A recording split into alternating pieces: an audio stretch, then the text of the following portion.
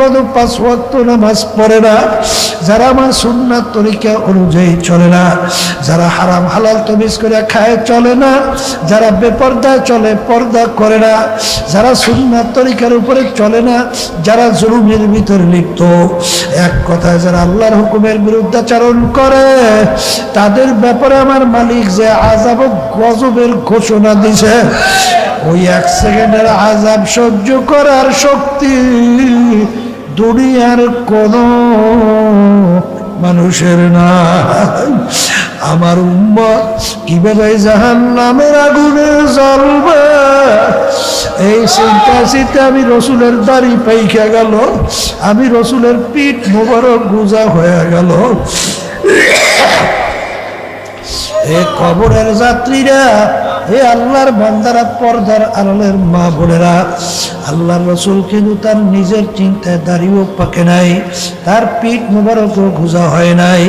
তোমার আমার চিন্তায় আল্লাহর হাবিবের দাড়ি মোবারক পাইকা গেল, পিঠ মোবারক গুজা হয়ে গেল। এই জন্য আমার বাজানদেরকে বলবো, পর্দালে মা বোনদেরকে বলবো, আমরা ওলামায়ে কেরামরা তোমাদের কাছে এত চিল্লাচিল্লি কেন করি? অনেক সময় আমার আব্বাজান রহমাতুল্লাহ আলাইহি বলতেন, বাজান কেউ যদি বলতে পারো হুজুর আপনি যদি আমার পা ধরতে পারেন আমি আর গুনার কাজ করব না। আমার আব্বাজান বলতেন, বাজান আমি খোদার কসম করে বলছি আমি 100 বার তোমার পা ধরতে রাজি আছি, তারপরও গুনার কাছেও যাইও না। কারণ বাজান কোরআন এবং হাদিস অনুযায়ী দেখতেছি, বাজান দাদাজান রহমাতুল্লাহর কথা শুনছিলাম, আব্বাজান অনেক সময় ঘটনাটা বলতেন, একটা 2-2.5 বছরের বাচ্চা পানিতে বাজান পেয়ালা নিয়ে পানির ঘাটটায় যাইয়া পানি পাইয়া খেলা করে, আর বাচ্চা পানির খেলার মজা পাইয়া খট খট খট খট খট খট কইয়া হাসে। পাশে আর কোনো লোক নাই, বাজানে একা বাচ্চা পানির খেলার মজা পাইয়া হাসে। যখন একটা বুঝদার মানুষ ওই পানির পাশ থেকে রওনা করবে, যখন দেখবে একটা ছোট্ট বাচ্চা 2-2.5 বছর বয়স পানির খেলার মজা পাইয়া খটখট কইয়া হাসে, ওই বুঝদার জিহ্বায় কামড় দিয়া দৌড় দিয়া যাইয়া বাচ্চাকে ধরে। বাচ্চার যখন পানির খেলার মজা ছুইটা যায়, তাকে দইরা লাথি মারে, কামড় দেয়, জোরে চিল্লায় যাবে না। আর বুঝদার ডাক দিয়ে বলে, বাচ্চারা বাজান তুমি তো জানো না পানির খেলার মজা পাইয়া পানির পাশ থেকে যাইতে চাও না। বাজা এই পানি নিয়ে খেলা করতে করতে খোদা না কাজটা যদি একটু ঘুরাইয়া পানির মধ্যে পইরা যাও, আর তো কোনোদিন বুঝিবা জানার উঠবা না। হে আল্লাহর বান্দারা, হে পর্দার আড়ালের মা বোনেরা, আল্লাহু আল্লাহ, আমরা ওলামায়ে কেরাম হক্কানি কোরআন এবং হাদিস অনুযায়ী দেখতেছি, এক শ্রেণী আমার বাজানরা পর্দার আড়ালের মা বোনেরা দুনিয়ার আনন্দ ফুর্তি পাইয়া, চিত্ত বিনোদনের ভিতরে মজা পাইয়া, মেয়েরা ছেলেদের সঙ্গে আড্ডা মারতে মজা পাইয়া, ছেলেরা মেয়েদের সঙ্গে আড্ডায় মজা পাইয়া, ঘুষ সুদের ভিতরে মজা পাইয়া, ক্ষমতা সম্পন্ন দলের সঙ্গে জড়াইয়া জুলুমে মজা পাইয়া, টেন্ডারবাজি চাঁদাবাজিতে মজা পাইয়া, ঢোল বাদ্য বেহায়াপন অশ্লীলতায় মজা পাইয়া খট খট খট খট কইয়া হাসে। আমরা কোরআন হাদিস অনুযায়ী দেখতেছি ওই আল্লাহর বান্দা বান্দি জাহান্নামের কিনারায় বইয়া হাসতে আছে। ওদিকে আমার মাওলার হুকুম অনুযায়ী আজরাইল আলাইহিস সালাতু ওয়াস সালাম পিছনে হাত পাইতে দাঁড়াই অপেক্ষায় আছে। আমার মালিক যখন ডাক দেয়, বলে আজরাইল ধর, যখন আমার মাওলা বলবে ধর, ওই সময় যদি থাবা দিয়া বসে, আর তো বুঝি কোনো দিন আর এই যে আমার ভাইদেরকে বলবো, পর্দালে মা বোনদেরকে বলবো, আমার মালিক যখন মাহফিলে নিয়ে আসে, আমার মালিকের কাছে সবসময় দোয়া করো, তাআত তৌফিক তাআত হামজাতু ইয়ামানাত ওয়া ইজাবাত আমজাতু। হে আমার মাওলা, হে আমার মালিক, দয়াময় করে তুমি আমাকে তোমার রহমতের কুদরতে কোলে টান দিয়া জাগা দাও। যেই আল্লাহর বান্দা বান্দি আমার মাওলার ভয় তার ভিতরে পয়দা হবে এবং গুনার থেকে ফিরবে, সে ব্যাপারে আল্লাহ রাব্বুল আলামিন তোর জন্য বেশ তো সুসংবাদ আল্লাহ দান করছে। কথা ঠিক কিনা? এই জন্য আমার ভাইদেরকে বলবো, পর্দালে মা বোনদেরকে বলবো, মামলা কিন্তু দুই প্রকার। একটা হলো দুনিয়ার মামলা, আর একটা হলো আখিরাতের মামলা। বাজার, দুনিয়ার মামলায় যদি কেউ ঠগ, আবার এই মামলার ভিতরে চেষ্টা করলে জিতবার আশা করা যায়। এ আল্লাহর বান্দারা, পর্দালে মা বোনেরা, দুনিয়ার মামলায় কেউ যদি ম্যাজিস্ট্রেট কোর্টে ঠগ, আবার জজ কোর্টের ভিতরে আপিল কইরা জিতবার আশা করা যায়। জজ কোর্টে ঠগলে হাইকোর্ট, সেখানে ঠগলে সুপ্রিম কোর্ট সিঙ্গেল বেঞ্চ, সেখানে ঠগলে সুপ্রিম কোর্ট ফুল বেঞ্চ, সেখানে ঠগলে প্রেসিডেন্ট কোর্ট, সেখানে ঠগলে আন্তর্জাতিক কোর্ট। এরকম ধাপ বাই ধাপ অনেক আপিলের সুযোগ আছে না নাই? কিন্তু হে কবরের যাত্রীরা, তোমার আমার সামনে যে আখিরাতের 5টা মামলা দাঁড় হইয়া আছে, তার ভিতরে একটা হলো মৌতের মামলা, আর একটা হলো কবরের মামলা, আর একটা হলো কিয়ামতের ময়দানের মামলা, মিজান পুলসিরাতের মামলা। কেউ যদি খোদা না কাজটা এই মামলায় একবার ঠইগা বস, আর দ্বিতীয়বার দুনিয়াতে এসে আপিল করি, আর জিতবার কিন্তু আর আশা নাই। আমিনু কামা আমানান নাস। আল্লাহ রাব্বুল আলামিন বলে, হে আমার বান্দা বান্দিরা, তোমরা ঈমান আনো, বিশ্বাস করো। কিভাবে ঈমান আনবা, কিভাবে বিশ্বাসটা করবা?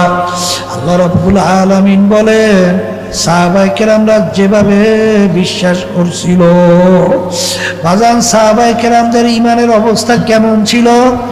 আল্লাহু আকবার আলোচনা করলেই বুঝতে পারবেন।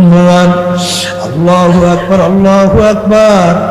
সাহাবায়ে কেরামদের ইতিহাস পড়লে দেখবেন, এক বাদশাহ সাহাবায়ে কেরামদের এক জামাতকে দাওয়াত করলো। সেই দেশের ভিতরে সবচেয়ে ঘৃণিত কাজ হলো খাওয়ার পরে প্লেট পরিষ্কার করে খাওয়া।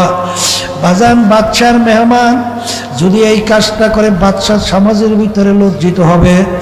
বাদশাহ ডাক দিয়া বলে, হে সাহাবায়ে কেরামদের জামাত, আমরা তো জানি আপনারা খাওয়ার পরে প্লেট পরিষ্কার কইরা খান।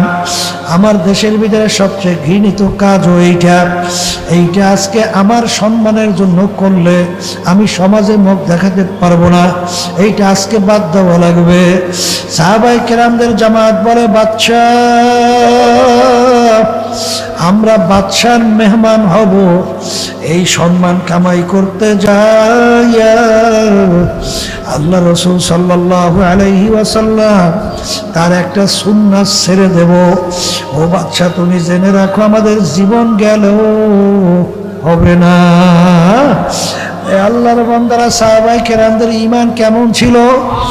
আল্লাহু আকবার, আল্লাহু আকবার। উসমান গনি রাদিয়াল্লাহু তাআলা আনহু বাজার অনেক সময় কবর দেখলে এমন ভাবে অঝরে কান্না শুরু করতেন, কানতে কানতে দাঁড়ানো অবস্থায় ঠাস করে বইসা পড়তো। লোকেরা বলে, হুজুর,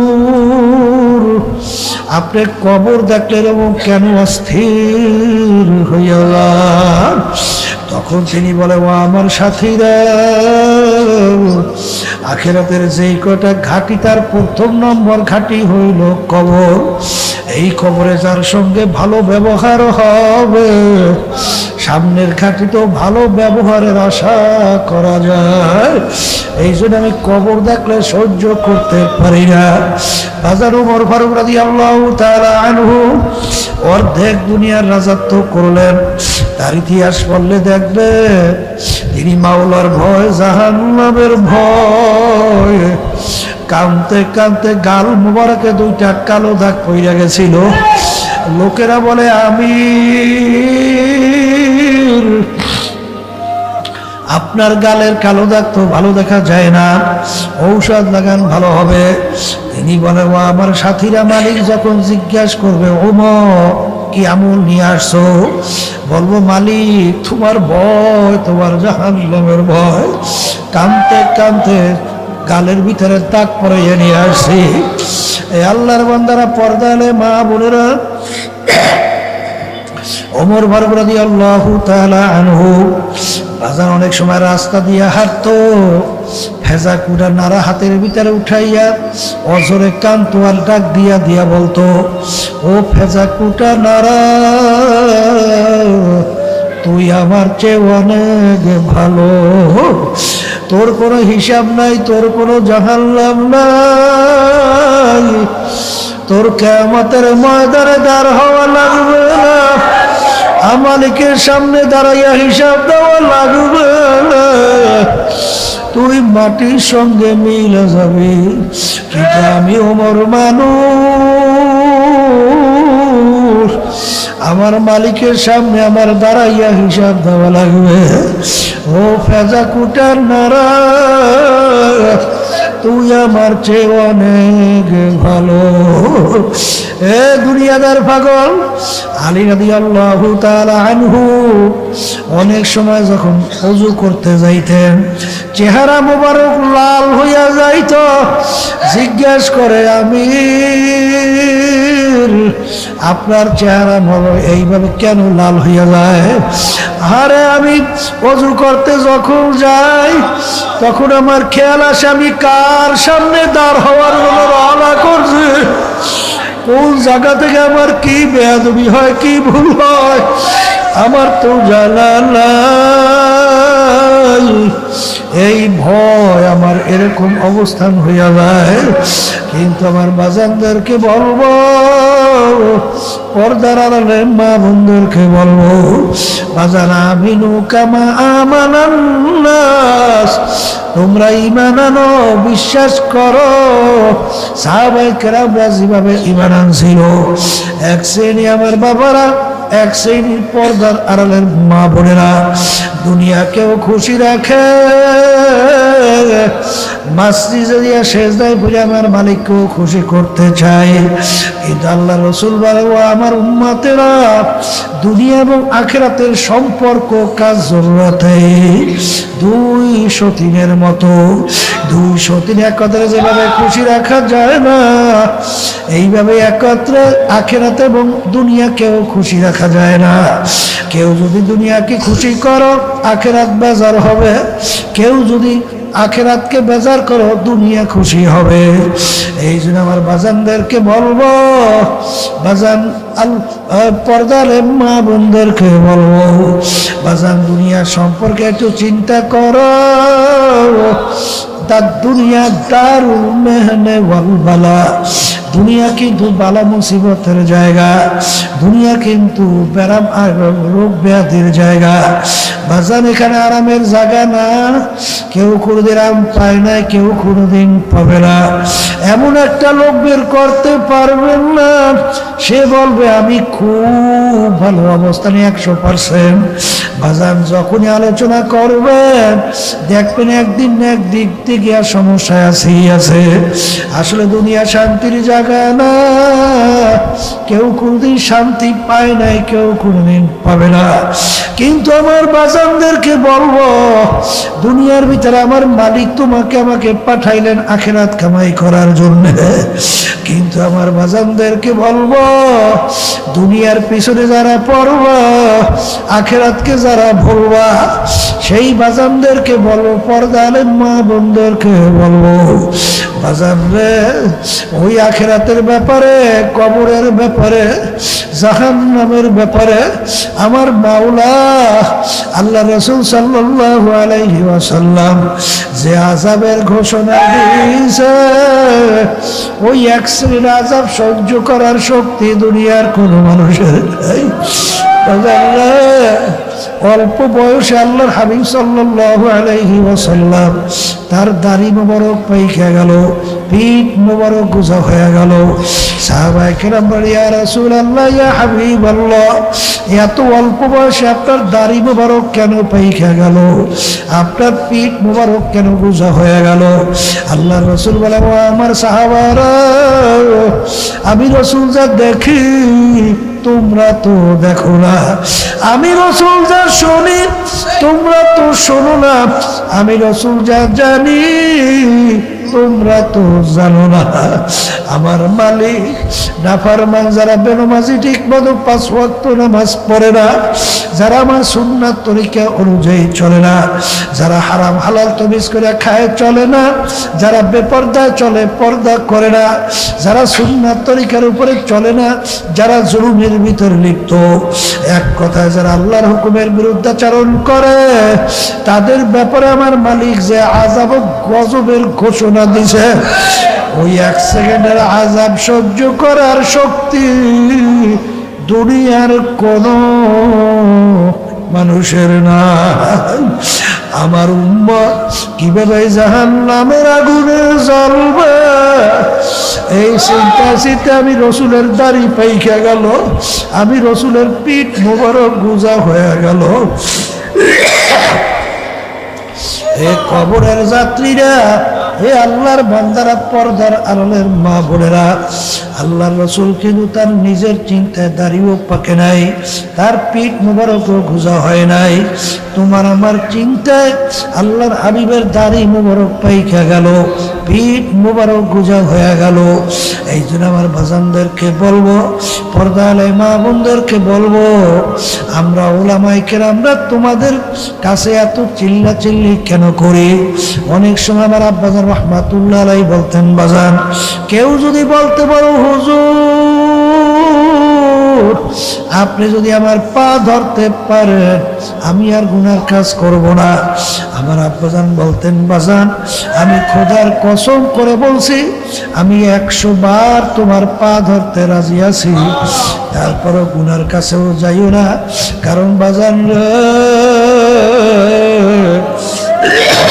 কোরআন এবং হাদিস অনুযায়ী দেখতেছি, বাজান দাদাজান রাহমাতুল্লাহর কথা শুনছিলাম, আব্বাজান অনেক সময় ঘটনাটা বলতেন, একটা 2-2.5 বছরের বাচ্চা পানিতে বাজান পেয়ালা নিয়ে পানির ঘাটটায় যাইয়া পানি পাইয়া খেলা করে, আর বাচ্চা পানির খেলার মজা পাইয়া খট খট খট খট খট খট কইয়া হাসে। পাশে আর কোনো লোক নাই, বাজানে একা বাচ্চা পানির খেলার মজা পাইয়া হাসে।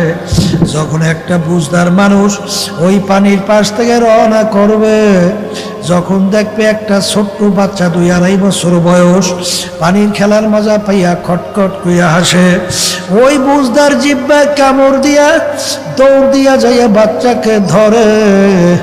বাচ্চার যখন পানির খেলার মজা ছুইটা যায়, তাকে দইরা লাথি মারে, কামড় দেয়, জোরে চিল্লায় যাবে না। আর বুঝদার ডাক দিয়ে বলে, বাচ্চারা বাজান তুমি তো জানো না পানির খেলার মজা পাইয়া পানির পাশ থেকে যাইতে চাও না। বাজা এই পানি নিয়ে খেলা করতে করতে খোদা না খাস্তা যদি একটু ঘুরাইয়া পানির মধ্যে পইরা যাও, আর তো কোনোদিন বুঝিবা জানার উঠবা না।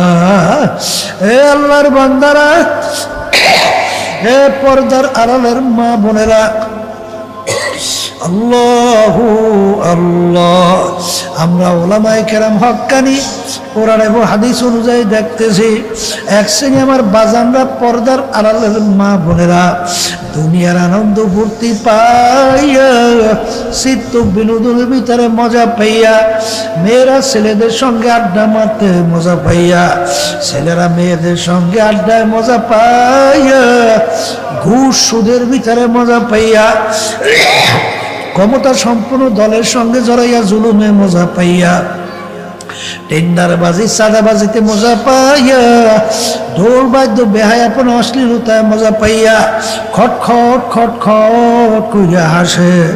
আমরা কোরআনে হাদিস অনুযায়ী দেখতেছি ওই আল্লাহর বান্দা বান্দি জাহান্নামের কিনারায় বইয়া হাসতে আছে। ওদিকে আমার মাওলার হুকুম অনুযায়ী আজরাইল আলাইহিস সালাতু ওয়াস সালাম পিছনে হাত পাইতে দাঁড়াই অপেক্ষায় আছে।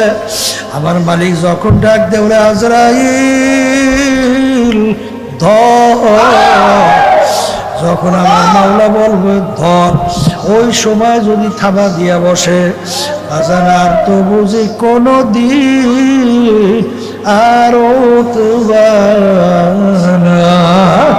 এই যে আমার ভাইদেরকে বলবো, পর্দালে মা বোনদেরকে বলবো, আমার মালিক যখন মা পেলে নিয়ে আসে আমার মালিকের কাছে সবসময় দোয়া করো তাআত তো ফিক হামজাতু ইয়ামানাত ওয়া ইজাবাত আমজাতু। হে আমার মাওলা, হে আমার মালিক, দয়াময় করে তুমি আমাকে তোমার রহমতের কুদরতে কোলে টান দিয়া জাগা দাও। কারণ মালিক কারিমা বেবার সাহেবার হালেমা কে হাসতা মাসিরে কামান্দে হাওয়া। আমি আমার নফসে আম্মারের জিনজিরের ভিতরে এমন ভাবে আবদ্ধ হয়ে গেছে মালিক, নফসের জিনজিরা থেকে পরিত্রাণ পাই না। তুমি যদি দয়া মায়া কইরা তুমি আমার কবরে কিন্তু কোনো দলাদলি নাই, কবরে কিন্তু কোনো টাকার গরম নাই। কে পীর কে মুরিদ, কে ধনী কে গরিব, কে এমপি কে মিনিস্টার, কে মেম্বার, কে রাস্তার ফকির, এই পরিচয় কিন্তু আমার মালিকের কাছে নাই বাজার। এই আল্লাহর বান্দারা, পর্দারে মা বোনেরা, আমার মালিকের দরবারে যদি ঈমানকে মজবুত কইরা নেক আমল করিয়া দুনিয়া থেকে বিদায় নিয়ে কবরে যাইয়া শুইতে পারো বাজান রে, আমার মালিক তোমার জন্য আমার জন্য এমন ভাবে ঘোষণা দিয়েছেন, আল্লাহু আকবার। আল্লাহর হাবিব বলেন, ও আমার উম্মতেরা, এই কবর কিন্তু আসল কবর না। কোন কোন আল্লাহর বান্দা বান্দি কবর একটা বেহেশতের বাগান হবে। আল্লাহ আপনি আমার জন্য আমাদের সবার জন্য কবুল করেন। আর কোন কোন নাফরমানের কবরের ভিতরে জাহান্নামের আগুন এসে ভইরা যাবে, নাফরমানকে উল্টাইয়া পুল্টাইয়া পড়বে। ওই আযাব সহ্য করার শক্তি দুনিয়ার কোনো মানুষের নাই। আমার মালিক যখন নিয়ে আসছেন, আমার মাওলা বড় দয়ার মাওলা, বড় মায়ার মাওলা। বাজান দুই দেলটাকে বাইয়া, দুই চোখের পানি ছাইয়া আমার মালিকের দরবারে যদি মাপ চাওয়ার মতো চাইতে পারো, আমার মালিক শুধু মাফ করবেন তাই না, তোমার আমার গুনাহকে আমার মাওলা নেকের দ্বারা পরিবর্তন কইরা দিবে।